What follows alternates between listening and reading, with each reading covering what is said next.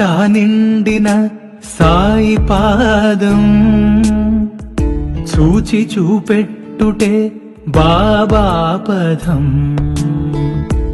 అంతటా నిండిన సాయి పాదం చూచి చూపెట్టుటే బాబా పదం. అడుగడుగునాదియే అభయప్రదం. ఓం సాయిరామ్. సాయి బిడ్డలందరికీ కూడా అందరికీ నమస్కారం అండి. అందరూ కూడా సుఖంగా సంతోషంగా ఆనందంగా ఉండాలని చెప్పి ఆ సాయినాథుని తరపున నేను కూడా మనస్ఫూర్తిగా కోరుకుంటూ ఉన్నాను. ఈరోజు సాయినాథుడు అందించే సందేశం ఏంటి అంటే కనుక, బిడ్డ ఎందుకమ్మా ఇలా పిచ్చిదానిలాగా చేస్తూ ఉన్నావు, ఏమైంది నీకు అని చెప్పి శివయ్య నన్ను హుటాహుటిన నీ దగ్గరకు పంపించారు. నేను నీకోసమే వచ్చాను, నీకు ఆ రహస్యాన్ని చెప్పడానికి వచ్చాను. జాగ్రత్తగా విను. నువ్వు ఈ రహస్యాన్ని విన్న తరువాత ఎవరితో అయితే నువ్వు మాట పడ్డావో వారు స్వయంగా చెప్పుతో కొట్టుకున్నట్లుగా అవుతుంది. నా శివయ్య పంపితే వచ్చాను.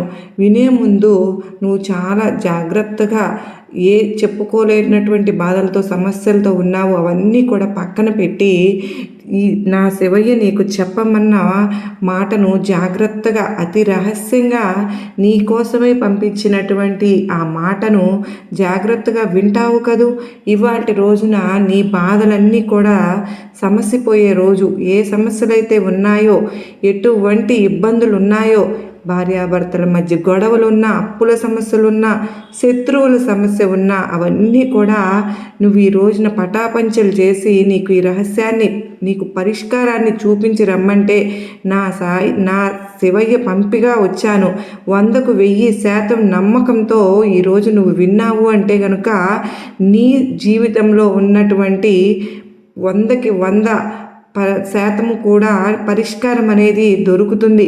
నీకు ఉన్నటువంటి ఎన్నో రకాలైనటువంటి సమస్యలను ఇవాళ రోజున శివయ్య పటాపంచలు చేయబోతున్నాను అని చెప్పమన్నారు. చివరి ప్రయత్నంగా నీతో చెప్పమని నన్ను స్వయంగా పంపించారు. బయటపడి నువ్వు ఆనందంగా ఉంటావు. ఇక ఆలస్యం చేయకుండా నా సందేశాన్ని వింటావా? తల్లి, పిచ్చి దానిలాగా చేస్తూ ఉన్నావు. ఎందుకమ్మా ఇలా చేస్తున్నావు? నాకు నిజంగా నీ గురించి అర్థం కావడం లేదు. బాబాయ్, నేను ఏం చేస్తున్నాను పిచ్చిదానిలాగా? ఏంటి ఈరోజు నా మీద గొడవ పడడానికి వచ్చారా ఏంటి? అసలు ఏం తప్పు జరిగింది? ఏ సన్నివేశంలో నేను పిచ్చిదానిలాగా ప్రవర్తిస్తూ ఉన్నాను? అది ఏంటి అనేది నాకైతే తెలియడం లేదు తండ్రి, మీరే చెప్పాలి బాబా అని చెప్పి నువ్వు కూడా ఆతృతగా అడుగుతున్నావు కదా. అయితే శివయ్య చెప్పమన్నది ఏంటో తెలుసా? ఒంటరిగా కూర్చుని శ్రద్ధగా ఆలకించు, ప్రయత్నం చెయ్యి. ఎక్కడ నువ్వు పిచ్చిదానిలాగా ప్రవర్తిస్తూ ఉన్నావో నేను నీకు కళ్ళకు కట్టినట్లుగా చెప్తాను. జాగ్రత్తగా విను. ఎందుకు అని అంటే కనుక నువ్వు ఇప్పుడు ఈ రహస్యాన్ని తెలుసుకోవాలి. లేకపోతే నీ జీవితంలో నేను అన్న మాటను 100 మంది నిన్ను అనేలాగా నీకు నువ్వే చేసుకున్నట్లు అవుతుంది. కనుక నా బిడ్డ ఎప్పుడు అవమానింపబడకూడదు అన్న ఉద్దేశంతో నేను నా శివయ్య పంపగా నీ ముందుకు వచ్చాను. నేను ఈరోజు ఈ సందేశంతో నన్ను నమ్మినట్లయితే నిజంగా నేను చెప్పేది నీ కోసమే అని చెప్పి భావించి చివరి వరకు వింటావు. ఎప్పుడైనా సరే కానీ ఏ తండ్రి అయినా కోరుకునేది ఏంటి? తన బిడ్డ సంతోషంగా ఉండాలి, ఆనందంగా ఉండాలి, ఆరోగ్యంగా ఉండాలి, తెలివిగా బ్రతకాలి అని చెప్పే కదా.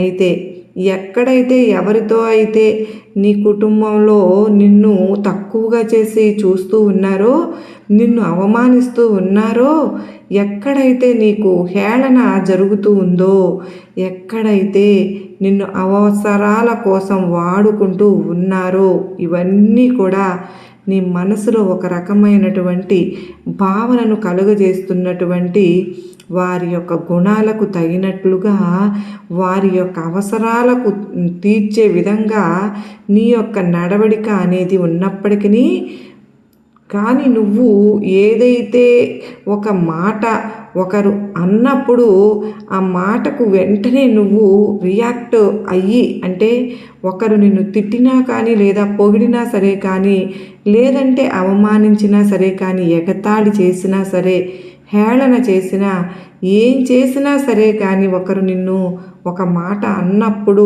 ఆ మాటకు నువ్వు వెంటనే చెప్పుతో కొట్టినట్లుగా సమాధానం అనేది చెప్పాలి అని అనుకుంటావు. కానీ ఒక్క విషయాన్ని నేను చెప్తాను, జాగ్రత్తగా విను బిడ్డ.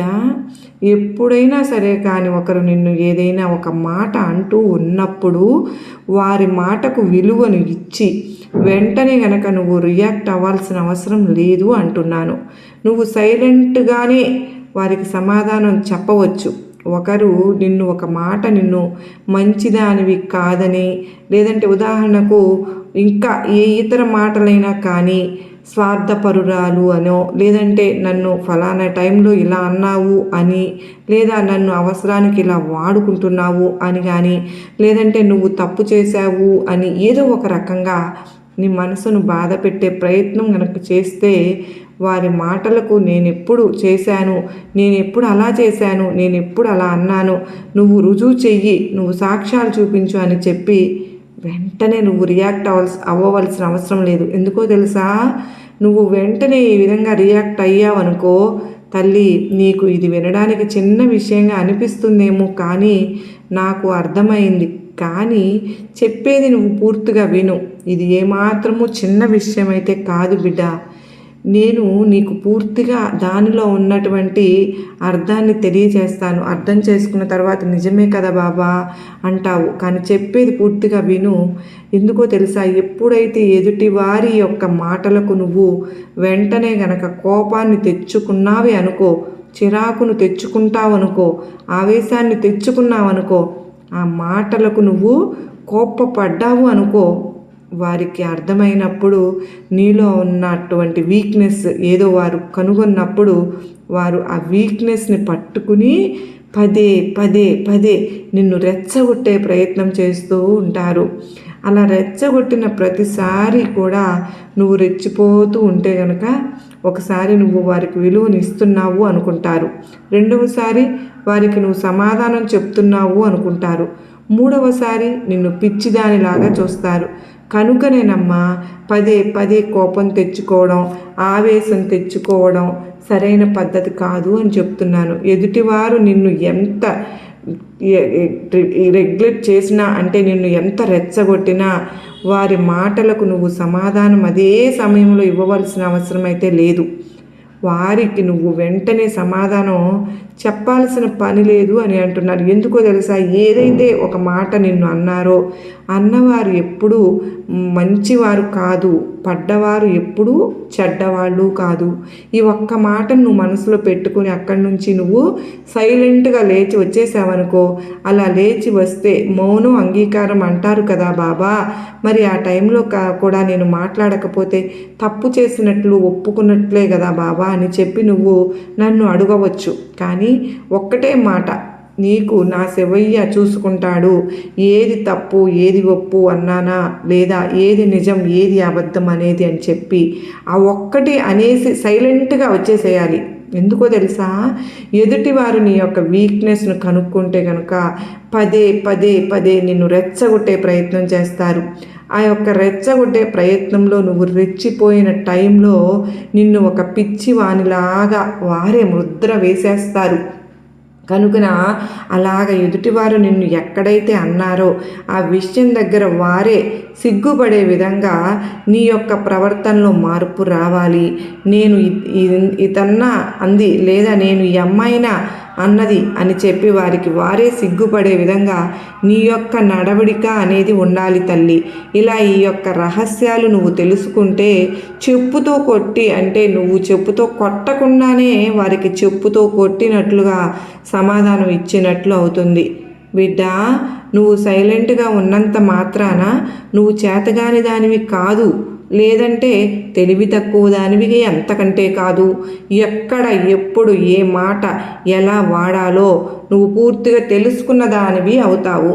ఎప్పుడైనా ఒక విషయం మాత్రం గుర్తుపెట్టుకో తల్లి, ఒకరు నీకు అపకారం చేస్తారు, ఒకరికి నీ మీద ప్రేమ లేదు, ఒకరికి నీ మీద ఎటువంటి శ్రద్ధ లేదు, ఒకరు అసలు నిన్ను పూర్తిగా బయటి వారిలాగానే చూస్తూ ఉన్నారు. కానీ నువ్వు వారి మీద ఎన్నో హోప్స్ అంటే ఎన్నో ఆశలు పెట్టుకుంటూ ఉన్నావు. నన్ను నా వారిలాగా చూసుకుంటారు, నన్ను ప్రేమగా చూసుకుంటారు, నన్ను మంచిగా చూసుకుంటారు, నన్ను బాధ్యతగా చూసుకుంటారు అని చెప్పి, కానీ నువ్వు ఆశించినటువంటి ఫలితం అటు నుంచి ఏ చిన్నది కూడా రావడం లేదు. అయినా సరే కానీ నువ్వు నా మీద ఎందుకు ప్రేమ చూపించవు, నా మీద ఎందుకు జాలిని చూపించవు, నేను అంటే నీకు ప్రేమ లేదా, నువ్వు అలా నాశనం అయిపోతావు, ఇలా నాశనం అయిపోతావు, నువ్వు అట్లాంటి దానివి, నువ్వు ఇట్లాంటి దానివి అని చెప్పి పదే పదే వారి ప్రేమ కోసం ఒక భిక్షలాగా అడుక్కోవడం కాదు. కడుపులో లేని ప్రేమ కాళ్ళ మీద పడినా కూడా రాదు అన్న విషయం నువ్వు మొదటిగా తెలుసుకోవలసిన విషయం. ఎప్పుడు కూడా ఎదుటివారి ప్రేమ కోసం నువ్వు కాచుకుని ఎదురు చూస్తూ ఉన్నట్లుగా వారికి కనిపించనే కూడదు. ఎప్పుడైనా సరే వారు నిన్ను నిర్లక్ష్యం చేస్తున్నట్లయితే అంతకంటే ఎక్కువగా నీ ప్రవర్తన వారిని నిర్లక్ష్యం చేసే విధంగా ఉండేటట్లుగా ఉంటేనే నీకు అవతలి వారి దృష్టిలో విలువ పెరుగుతుంది అని చెప్పి తెలుసుకో. నువ్వు తెలిసి ఒక బురద మీద నువ్వు రాయి వేస్తే ఆ బురద వచ్చి చింది నీ మీదే పడుతుంది. అలాగే పెంట కుప్ప మీద రాయి వేస్తే ఆ కంపు వచ్చి నీకే దొక్కుతుంది, అంటే నిన్నే తాకుతుంది కదా. ఇదంతా కూడా నీకు అవసరం లేదు కదా తల్లి. ఎదుటివారు బురద అని తెలిసినప్పుడు నువ్వు వెళ్ళి మళ్ళీ ఆ బురదనే ముట్టుకుంటే నీ చేతులే బురద అయిపోతాయి కదా. కనుక ఎవరు ఎటువంటి వారో తెలిసినప్పుడు వారితో అనవసరంగా వాదనకు దిగడం సరైనది కాదు. పదే పదే వాదించడం, పదే పదే రెచ్చగొట్టడం, పదే పదే ఒకరి ప్రేమ కోసం ఒకరు అడుక్కోవడం, నాకు విలువ ఇవ్వు, నాకు మర్యాద ఇవ్వు అని చెప్పి అడగడం, నా మీద శ్రద్ధ చూపించు, నీకున్నది నాకు ఇవ్వు అని చెప్పి అడగడం, ఇలాగే ఇవన్నీ ఎప్పుడైతే నువ్వు చేయడం మానేస్తావో అప్పుడే నువ్వు నిజమైన తెలివైన దానివి. ఇప్పుడు అర్థమవుతుంది కదా తల్లి నేను ఏం చెప్తున్నాను అనేది. నువ్వు ఎవరి విషయంలోనైనా సరే కానివ్వు తల్లి, ఉదాహరణకు నీ భర్త విషయంలో భార్య అయినా సరే కానివ్వు, భార్య విషయంలో భర్త అయినా సరే కానివ్వు, నిజానికి నువ్వు 100% అవతలి వారి మీద చూపిస్తున్నప్పుడు కనీసం 100లో 90 అయినా సరే అవతలి వారు చూపిస్తే నీకు బాగుంటుంది కదా. కానీ ఆ 90% కాదు కదా, కనీసం నీ మాటకు విలువ కూడా ఇవ్వకపోతే, గౌరవం కూడా ఇవ్వకపోతే, కేవలం అవసరాలకు మాత్రమే నిన్ను అడ్డు పెట్టుకుంటూ ఉంటే, తరువాత కూరలో కరివేపాకులాగా తీసి పడేస్తూ ఉంటే, నీకు ఒక మనసు ఉంది, నీకు ఒక మనస్సాక్షి ఉంది, వారు లేకుండా నువ్వు బ్రతకగలను అని చూపించాలి. నువ్వు లేకుండా వారు ఏ పనైనా చేసుకోగలుగుతున్నారు, నీ మాట వినకుండా వాళ్ళు సంతోషంగా ఉండగలుగుతున్నారు, నీ గురించి ఆలోచించకుండా గడపగలుగుతున్నారు. నీ యొక్క మాటలకు కానీ, ప్రవర్తనకు కానీ, నీ యొక్క ఎమోషన్స్కు కానీ, నీ యొక్క మానసిక స్థితికి కానీ, నువ్వు చెప్పే విలువైన మాటలకు కానీ దేనికి కూడా వాళ్ళు స్పందించడం లేదు. అటువంటప్పుడు వారి స్పందన కోసం జీవితాంతం ఎదురు చూస్తూ గడుపుతావా? ఇక నీకంటూ జీవితం లేదా? వారే నీ జీవితమా? వారిని మార్చే యొక్క ఈ ప్రక్రియ అనేది నీకు జీవితాంతం ఉంటుందా? ఎక్కడా కూడా నువ్వు ఇంకా ఆగే ప్రసక్తే లేదా? నువ్వు తెలుసుకునే అవకాశమే లేదా? తల్లి సైలెంట్గా ఉండి ఎవరు నీకు ఎంతవరకు గౌరవిస్తూ ఉన్నారో, ఎవరు నీతో ఏ విధంగా మాట్లాడుతూ ఉన్నారో నువ్వు మొదట దాన్ని పరిశీలించు. ఆ మాటలకు తగినట్లుగా నువ్వు కూడా రెస్పాండ్ అవ్వు. అక్కడ సమాధానం ఇస్తే సాగుతుందా లేదా? సమాధానానికి అక్కడ విలువ ఉందా లేదా? సైలెంట్గా ఉంటేనే నడుస్తుందా? ఏది ఏమైనా కూడా అక్కడ నీ యొక్క ఆ ప్రక్రియ అంటే ప్రతిచర్య, వాళ్ళ చర్యకు నీ యొక్క ప్రతిచర్య ఏదైతే ఉంటుందో ఆ ప్రతిచర్య అనేది చెప్పుతో కొట్టినట్లుగా ఉండాలి. అదే నేను చెప్తున్న పాయింట్ అనేది. ఇక్కడ ఎందుకు అంటే, ఇక్కడ నువ్వు పదే పదే అడగడం వల్ల, అడుక్కోవడం వల్ల, లేదా కాళ్ళ మీద పడడం వల్ల, లేదా వారి యొక్క పరిచయాలు పంచుకోవడం కోసము పదే పదే ఫోన్ కాల్స్ చేయడం ద్వారా, పదే పదే మెసేజ్లు పెట్టుకోవడం ద్వారా, పదే పదే నాకు ఫోన్ చెయ్యి అని అడగడం వల్ల, లేదంటే నాతో ఎక్కువ సమయాన్ని గడుపు అని చెప్పి అడగడం వల్ల ఏది కూడా నీకు దక్కదు. నువ్వు అనుకున్నట్లు వారు ఏది కూడా చెయ్యరు. నీకు తగినట్లుగా, నీకు నచ్చినట్లుగా చేసేవారు అయితే గనుక మొదటి నుంచి కూడా వారు నీకు తగినట్లుగానే ప్రవర్తిస్తారు. ఇక్కడ అది ఏది కూడా జరగడం లేదు కదా, అంటే ఇక్కడ నువ్వు మారాలి, వారు కాదు. నీలో మార్పు రావాలి, వారిలో కాదు. వారిలో మార్పు వస్తే నువ్వు ఎక్కడ సంతోషపడిపోతావో అని వారు భయపడిపోతున్నప్పుడు, వారు నీకు సహాయపడితే ఎక్కడ నీకు విలువ ఆలోచిస్తున్నప్పుడు వచ్చేస్తుందేమో అని వారికి విలువ పెరిగే దగ్గర నువ్వు దూరంగా ఉండు. వారికి సమాధానం వెతికేటప్పుడు నీ విలువైన తెలివిగల ఆలోచనలు ఏవి కూడా వారితో పంచుకోనే వద్దు. నీకంటూ ఒక మానసిక స్థితి ఉంది, నీకంటూ కొంత ఆలోచన ఉంది, నీకంటూ కొన్ని తెలివితేటలు ఉన్నాయి. ఇది నీ జీవితం, ఇది నీ సమయం. నీకోసం వాడుకో, నీకోసం ఆలోచించు, నీకు విలువ పెంచుకునే విధంగా పనులు చేసుకుంటూ ఉండు. అలాగే కానీ ఎదుటివారి చేతిలో కీలుబొమ్మవి అవ్వవద్దు. ఎదుటివారు రమ్మన్నప్పుడు వెళ్ళడం, పొమ్మన్నప్పుడు వెళ్ళిపోవడం, ఎదుటివారికి తగ్గట్లుగా వారి యొక్క ఆలోచనలకు తగ్గట్లుగా ముందుగానే వారి యొక్క అవసరాలు తీర్చేస్తూ ఉండడం, ఇలా పిచ్చిదానిలాగా ఎప్పుడు కూడా ప్రవర్తించనే వద్దు.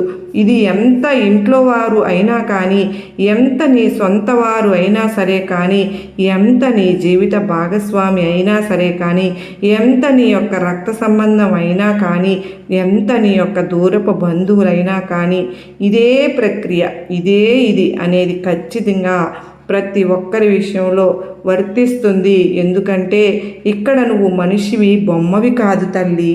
నా శివయ్య ఎంత బాధపడుతున్నారో, అయ్యో నా బిడ్డ ఎంత తెలివి తక్కువగా ప్రవర్తిస్తోంది అని చెప్పి నన్ను హుటాహుటిన పంపితే నేను వచ్చానమ్మా తల్లి. అలాగే మరొక చిన్న విషయం చెప్తాను, వింటావా? ఏది కూడా నిన్ను బాధ పెట్టే విషయాలు, నిన్ను నొప్పించే విషయాలు, నిన్ను అవమానం చేసిన విషయాలు ఏది కూడా నువ్వు జ్ఞాపకం ఉంచుకోవలసిన అవసరం లేదు. ఈ విధంగా నువ్వు జ్ఞాపకం ఉంచుకోవడం అనేది నీకు ఒక శాపంగా మారుతుందని గుర్తుపెట్టుకో. ఎక్కడివి అక్కడ వినడం మర్చిపోవడం, నువ్వు మరచిపోయి నీ జీవితంలో ప్రశాంతంగా గడపాలి. జ్ఞాపకం ఉంచుకోవడం అంత శాపం అనేది మరొకటి ఉండదు. మరచిపోవడం అన్నంత అదృష్టం అనేది మరొకటి ఉండదు. కనుక శాపాన్ని కోరుకుంటావా, అదృష్టాన్ని కోరుకుంటావో అది కేవలం నీ యొక్క ఆలోచన విధానం మీద మాత్రమే ఆధారపడి ఉంటుంది. ప్రతిదానికి వాళ్ళు నన్ను అప్పుడు ఇలా అన్నారు, ఇప్పుడు ఇలా అన్నారు, అప్పుడు ఆ టైంలో నన్ను ఇలా అవమానించారు, ఆ టైంలో నన్ను ఇలా ఇది చేశారు అని చెప్పి నువ్వు ప్రతిదీ కూడా జ్ఞాపకం ఉంచేసుకుని తవ్వుకుని నీ మనసులో నువ్వు బాధ పెట్టుకుంటే, ఆ బాధ కలిగినప్పుడు నీకు చెడు హార్మోన్స్ అనేవి విడుదల అవుతూ ఉంటాయి. అయితే నీ యొక్క శరీరం అనేది ఆ యొక్క నెగిటివిటీ అనేది నింపుకుంటే ఎవరికి నష్టం? నీకు నష్టమా? నిన్ను బాధ పెట్టిన వారికి నష్టమా? కనుక నిన్ను నువ్వు నష్టపరుచుకునే పని పిచ్చి దానిలాగా చేసుకోవద్దు. ఎక్కడివి అక్కడ మరచిపో. మంచి విషయాలైనా చెడ్డ విషయాలైనా ఏదైనా సరే కానీ నువ్వు ఏవి కూడా గుర్తుంచి పెట్టుకోవాల్సిన అవసరం లేదు. నీకు ఎంత మేధాశక్తి అవసరం లేదు. ఇప్పుడు నువ్వు ఏదైతే జరుగుతుందో దాని గురించి మాత్రమే ఆలోచించు. ఇంకొక పిచ్చి విషయం ఏంటో తెలుసా? చెప్పమంటావా తల్లి? నువ్వు ఉదాహరణకి నేను ఒక మాట చెప్తాను. నువ్వు ఈరోజు ఒక డ్రెస్ వేసుకునో, లేదంటే ఒక చీర కట్టుకునో, లేదంటే ఒక షర్టు వేసుకునో నువ్వు ఒక ఫంక్షన్కి వెళుతూ ఉంటావు. ఆ ఫంక్షన్కి వెళ్ళినప్పుడు ఇదేంటి ఇలా ఉంది అని చెప్పి ఎవరన్నా ఒకరు అన్నారనుకో, అది బాగా లేదని చెప్పి వాళ్ళు అన్నారు అని చెప్పి ఇంకొకటి మార్చుకుంటావు. మళ్ళీ అది అది బాగాలేదని చెప్పి మరొకరు అన్నారనుకో అని చెప్పి ఇంకొకటి మారుస్తావు. అంటే ఇక్కడ నీ యొక్క మానసిక స్థితికి అంటే నీకు నచ్చే అది అని కొనుక్కున్నావు కదా, నచ్చింది కాబట్టి కొనుక్కున్నావు, నీకు నచ్చి అది కుట్టించుకున్నావు కదా, దానికోసం నువ్వు డబ్బులు కట్టావు కదా, మరి ఒకరి కోసం నువ్వు ఎందుకు మార్చుకుంటున్నావు? కనుక మొదట నిన్ను నువ్వు నమ్ముకోవాలి, ఎదుటి వారి మాటలను కాదు. నువ్వు మార్చుకుంటూ ఉంటే నీలో ఆ బలహీనతలను కనుగొని వారు మరొకటి సలహా ఇస్తూ ఉంటారు. ఒకసారి బట్టల దగ్గర సలహా ఇచ్చిన వారు మరొకసారి నీ జీవితం దగ్గర సలహాలు ఇస్తారు. కనుక ఎదుటి వారికి ఎప్పుడు కూడా ఆ ఛాన్స్ ఇవ్వవద్దు. నిన్ను నువ్వు నమ్ముకోవాలి, నీకు నచ్చినట్లు నువ్వు బ్రతకాలి. ఒకరు నీ గురించి వెనక మాట్లాడుకుంటున్నారు అంటే నువ్వు ముందున్నావని అర్థమమ్మా. వారు నీ వెనకే ఉన్నారు అని చెప్పి నువ్వు కనిపెట్టు. కనుక ఎప్పుడు కూడా ఎదుటివారు ఏమనుకుంటున్నారో, లేదంటే ఎదుటివారికి ఇది నచ్చలేదేమో, లేదంటే నా గురించి ఏం మాట్లాడుకుంటున్నారో, ఈ ఆలోచన అనేది ఎప్పుడు కూడా నువ్వు ఆలోచించనే కూడదు. అలాగే నీకు నువ్వు మంచిగా నువ్వు చేసుకుంటూ వెళ్ళిపోతూ ఉంటే ఒకరు నిన్ను పొగడవలసిన అవసరం కూడా నీకు లేదు. ఎందుకంటే ఎప్పుడైనా సరే కానీ నువ్వు మంచిగా అని గుర్తింపబడతావు, ఆ రోజే పేరు వస్తుంది. అప్పటి వరకు నువ్వు నీలాగానే ఉండు, నీలాగే ప్రవర్తించు, కానీ ఎవరికీ చెడు చేయవద్దు, నిన్ను నువ్వు నాశనము చేసుకోవద్దు. ఇప్పుడైనా తెలిసిందా తల్లి, ఎక్కడ ఏ సమయంలో నువ్వు పిచ్చిదానిలాగా ప్రవర్తిస్తూ ఉన్నావో అర్థమైంది కదా బిడ్డ. నీకు నా శివయ్య ఈరోజు ఇదంతా కూడా తెలియపరచమంటే నీకోసం పరుగున వచ్చానమ్మా. నీకు తెలియపరచడం కోసమే ఈరోజు ఈ సందేశాన్ని నీ ముందుకు మాత్రమే తీసుకొచ్చాను. మరి ఇది కేవలం నీ కోసం మాత్రమే చెప్పబడిందని అర్థమైంది కదా అని చెప్పి ఈరోజు సాక్షాత్తు సాయినాథుడు మనకు చాలా చక్కటి సందేశాన్ని అందించారు కదండి. ఈ సందేశం ఎంతో అందరికీ కూడా నచ్చింది, అర్థమైంది, గొప్ప నమ్మకాన్ని ధైర్యాన్ని కలిగించింది అని చెప్పి అనుకుంటున్నాను. నచ్చింది, అర్థమైంది అని చెప్పి అనిపించిన ప్రతి ఒక్కరూ కూడా ఈ వీడియోకి చిన్న లైక్ ఇవ్వండి. హైప్ అనేది వస్తుంది కదండి, హైప్ని నొక్కినట్టయితే ప్రెస్ చేసినట్టయితే మన ఛానల్ ఇంకా కొంతమందికి రీచ్ అవుతుంది. మరి మన ఛానల్ మొదటిసారిగా చూస్తున్నారండి, ప్లీజ్ అండి సబ్స్క్రైబ్ చేసుకుని నాకు సపోర్ట్ అందించండి. మరో చక్కని సందేశంతో మరలా మీ ముందుకు వస్తాను. అంతవరకు ఆ సాక్షాత్తు శివయ్య ఆశీస్సులు, బాబా వారి ఆశీస్సులు మనందరిపైన నిండుగా మెండుగా ఉండాలని, మన కుటుంబ సభ్యులందరిపైన ఎల్లకాలం ఉండాలని చెప్పి నేను కూడా మనస్ఫూర్తిగా కోరుకుంటూ సర్వే జనా సుఖినో భవంతు, లోకా సమస్త సుఖినో భవంతు.